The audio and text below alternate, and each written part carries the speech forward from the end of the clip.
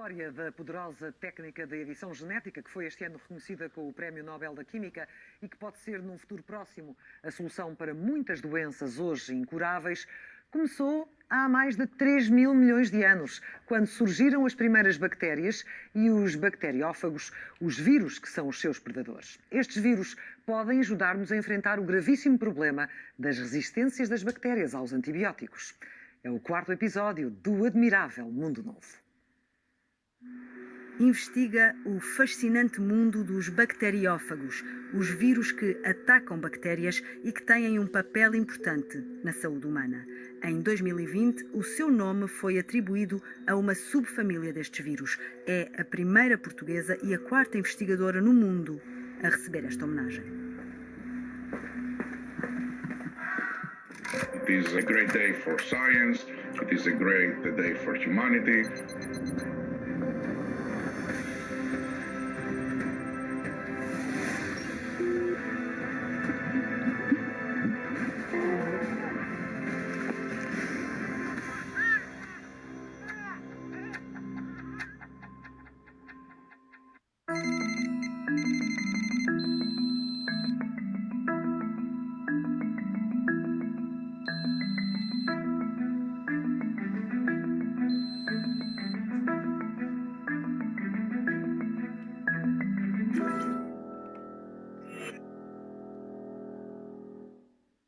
Olá, Joana Azeredo. O seu nome está gravado na árvore genealógica dos bacteriófagos. Qual foi o seu contributo para arrumar os Azeredo Virinae nesta grande família? Bem, de facto foi para nós uma surpresa muito grande essa proposta que foi feita pelo Comitê para a Taxonomia dos Vírus. O nosso contributo foi não só no isolamento de vírus novos e que os caracterizamos o seu genoma, mas também porque analisamos genomas de muitos bacteriófagos e permitimos arrumar um pouco esses genomas, ajudando também a sua classificação. São as entidades mais abundantes na natureza. Cerca de 100 vezes mais pequenos que as bactérias, estima-se que todos os dias 30 mil milhões de bacteriófagos entram e saem do nosso corpo. O que é que eles andam a fazer por aqui? É verdade. Os bacteriófagos são os vírus das bactérias. Os predadores das bactérias. São os produtores, exato. E tal como qualquer vírus, não tem metabolismo próprio e por isso precisa das bactérias para se poder replicar e propagar no ambiente. E, portanto, sempre que há bactérias e onde há bactérias vão existir os seus vírus. De maneira que o nosso organismo está cheio de bactérias, bactérias boas, bactérias más também, mas aquelas também que nos ajudam a combater doenças e, como tal, os vírus estão muitas vezes associados a essas bactérias e existem em grande concentração no nosso organismo. Sabe-se, inclusive, e estudou-se recentemente, que eles podem colonizar as mucosas, por exemplo, a mucosa nasal, e conseguem proteger-nos contra infecções bacterianas, protegendo a mucosa nasal. Os bacteriófagos foram descobertos no mundo pré-antibióticos, portanto, um mundo em que não havia cura para as infecções provocadas por bactérias, e foram descobertos em Paris, mas depois foi nos países de leste que vieram a ter relevância no tratamento de infecções. Porquê? Sim, é verdade. Isso foi no início do século XX, houve mais do que um cientista que descobriu os bacteriófagos, mas realmente o mais importante, que é mais referido, foi Félix Derrel, que é um franco-canadiano que na altura estava no Instituto Pasteur e que foi ele que deu o nome bacteriófago. Félix Derrel depois foi para Tbilisi, na Geórgia, e juntamente com o Eliava fundaram um Instituto Eliava que ainda existe e que desde essa altura tratou e trata doentes utilizando bacteriófagos num conceito que se chama terapia fágica. ელიავას ინსტიტუტს აქვს მსოფლიოში ბაქტერიოფაგების ყველაზე დიდი და ფასეული კოლექცია, რომელსაც ინსტიტუტი 10 წლეულების განმავლობაში ქმნიდა.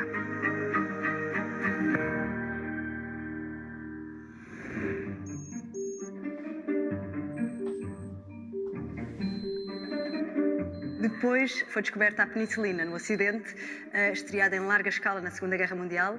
Do outro lado, os soldados russos recorriam aos bacteriófagos, porque a cortina de ferro também dividia comunidades científicas, e depois, com a idade de ouro dos antibióticos, acabaram por ficar restritos aos países da ex-União Soviética. Porquê? É verdade. De facto, os antibióticos têm uma capacidade muito mais abrangente, porque enquanto que os bacteriófagos são específicos, os antibióticos conseguem matar mais do que uma espécie. Isto realmente as indústrias farmacêuticas desenvolveram muito a produção e a comercialização de antibióticos e foram e são ainda muito úteis para nós, não é? Não podemos viver sem eles. Mas a partir das décadas de 80, 90, aliás, como Alexander Fleming tinha previsto, começámos a deparar-nos com um gravíssimo problema das resistências das bactérias aos antibióticos. É verdade. De facto, esta pressão seletiva da utilização, às vezes até má utilização, utilização abusiva, inclusive na produção animal de antibióticos, Portanto, criou uma por vezes pressão, sem critério. muito bem, uma pressão seletiva nas bactérias que cada vez se foram especializando e tornando-se mais resistentes aos antibióticos e neste momento sabe-se que morrem por ano 700.000 pessoas de doenças provocadas por bactérias resistentes. E este aumento de resistência é de tal maneira grande e está de tal maneira acelerado que se estima que em 2050 possam vir a morrer 10 milhões de pessoas Por ano, em todo o mundo. O que é uma imagem assustadora. E antes de falarmos do renovado interesse que estas resistências aos antibióticos têm suscitado pela terapia fágica, pergunto-lhe qual foi, no ano de 2020, o acontecimento científico que considera mais relevante. O que eu acho mais relevante foi, de facto, o reconhecimento da tecnologia CRISPR através da atribuição do Nobel da Química, Jennifer Doudna e Emmanuel Charpentier.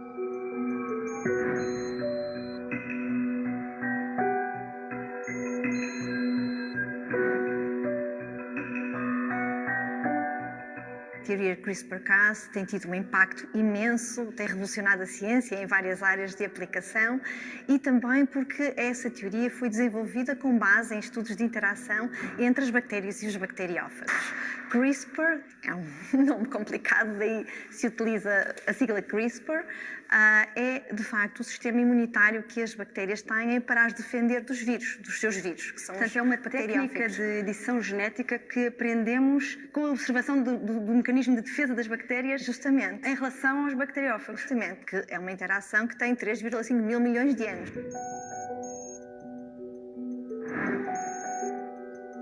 Já cá andam há muito antes de nós entrarmos em cena. Exatamente.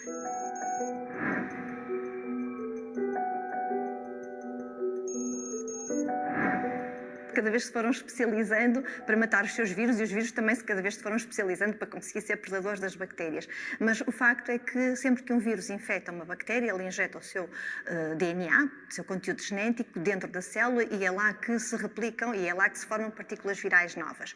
A bactéria tem a capacidade de guardar para memória futura pequenas porções do DNA do vírus. Integra no seu cromossoma. Portanto, é uma memória que pode passar para outras gerações bacterianas. Há quem diga que é o cartão de vacina que as bactérias têm. O cartão de vacinas, mas transgeracional, exatamente. Uma grande vantagem que as bactérias têm competitiva em relação a nós. A verdade é que quando o vírus volta a infectar um vírus semelhante, está lá a memória no genoma da célula, célula bacteriana, consegue sintetizar uma molécula de RNA, faz acoplar essa molécula de RNA uma enzima, que é uma espécie de uma tesoura, para um local específico do DNA do vírus e corta e inativa o vírus. Ora, esta é uma ferramenta excepcional. Claro que isso permite fazer edição genética, corrigir erros de DNA com uma multiplicidade de possibilidades. Este mecanismo já se conhece desde a década de 80, até foi um grupo de japoneses que a descobriu, mas de facto quem desenvolveu esta tecnologia para fazer edição genética foi a dupla de cientistas, em 2012, e a partir dessa altura tem tido uma utilização imensa em muitas áreas. Dos impactos que já tem na nossa vida e que pode vir a ter, quais destaca? Bom, eu acho que o mais importante e mais mediático tem sido o tratamento de doenças, sobretudo aquelas resultantes de uma mutação genética única. E, portanto, num futuro próximo, pensa-se que será possível curar esse tipo de doenças a partir justamente da utilização dessa tecnologia. Mas há outras aplicações para além da medicina, por exemplo, no melhoramento genético das plantas.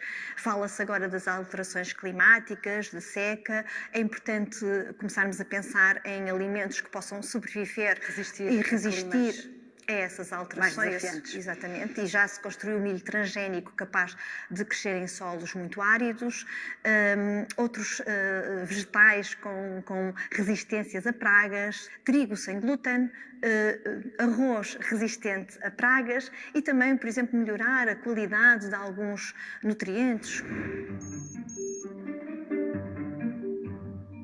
No caso do seu grupo de investigação, que ao longo destes 15 anos tem dado grandes contributos para a demonstração do potencial dos bacteriófagos para tratar infecções. Qual é o uso que a CRISPR tem tido para o seu grupo de investigação? Por exemplo, quando temos bactérias agregadas na forma de biofilmes, que estão muitas vezes associadas àquelas infecções crónicas, por exemplo, uma ferida purulenta que não passa, uma infecção respiratória que não passa, portanto, são infecções crónicas. Os antibióticos não conseguem eliminar essas infecções, mesmo não havendo resistências, porque as bactérias estão no estado de dormência, estão muito envoltas em muco e é muito difícil aos antibióticos atuarem.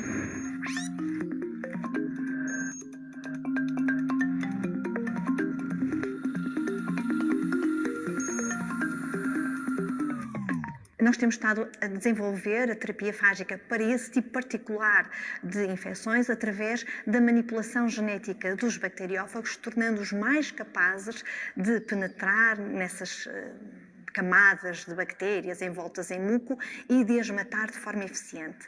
E o seu grupo de investigação colabora com vários centros europeus de terapia fágica atualmente, portanto, fornecendo-lhes bacteriófagos para tratar doentes que têm infecções resistentes a antibióticos.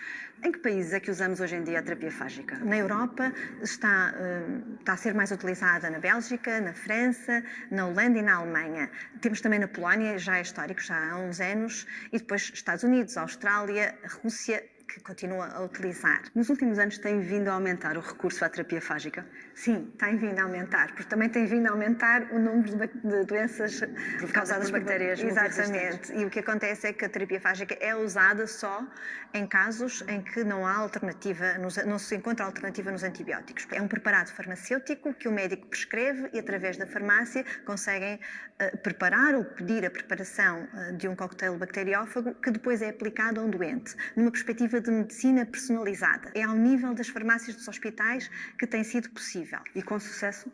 Sim, com muito sucesso.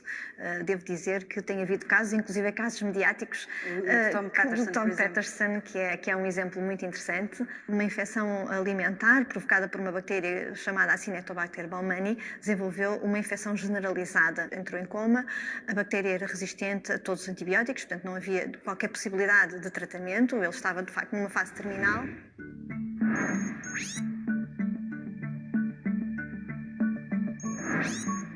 Conseguiram realmente tratar o Tom Peterson e neste momento construíram um centro de terapia fágica e estão a ter bastante sucesso. Claro que não se pode dizer que é a solução para a resistência aos antibióticos, não tratam tudo, não é? Portanto, não será a solução, será um contributo. Será um contributo, sim, um contributo muito valioso que não deve ser desprezado. Sim. E em Portugal, por que é que não se recorre à terapia fágica?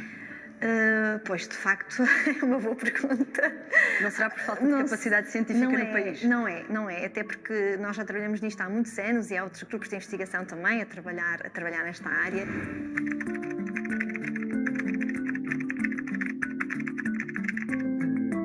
Já trabalhamos inclusive em aplicações veterinárias, já desenvolvemos com uma empresa uma aplicação de um coquetel de bacteriófagos para tratamento de colicépticémias em aves, com muito sucesso.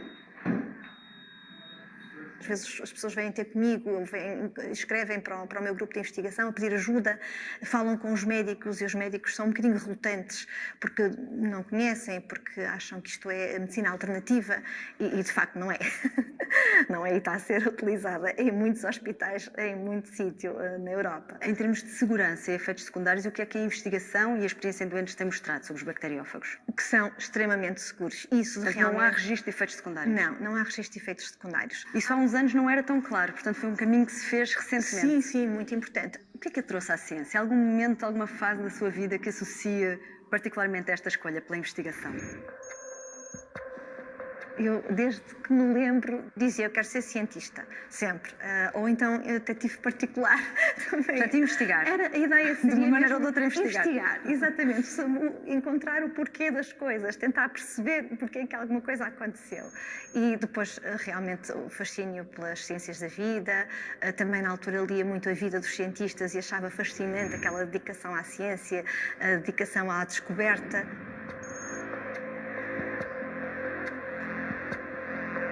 Estamos a descobrir coisas fascinantes naquilo que está codificado no genoma dos bacteriófagos. através do conhecimento desse genoma, penso que podemos vir a encontrar moléculas novas, formas de interagir de forma diferente com as bactérias, permitindo produzir drogas antimicrobianas que não matem a bactéria, mas que possam de alguma forma atenuar a sua virulência. Isso faz com que elas não se tornem resistentes e pode ser uma arma interessante para combater as bactérias, não matando-as, às vezes até porque não, tornando-as nossas aliadas. Obrigada, Joana, e bom 2021. Muito obrigada, igualmente. It is a great day for science. It is a great day for humanity.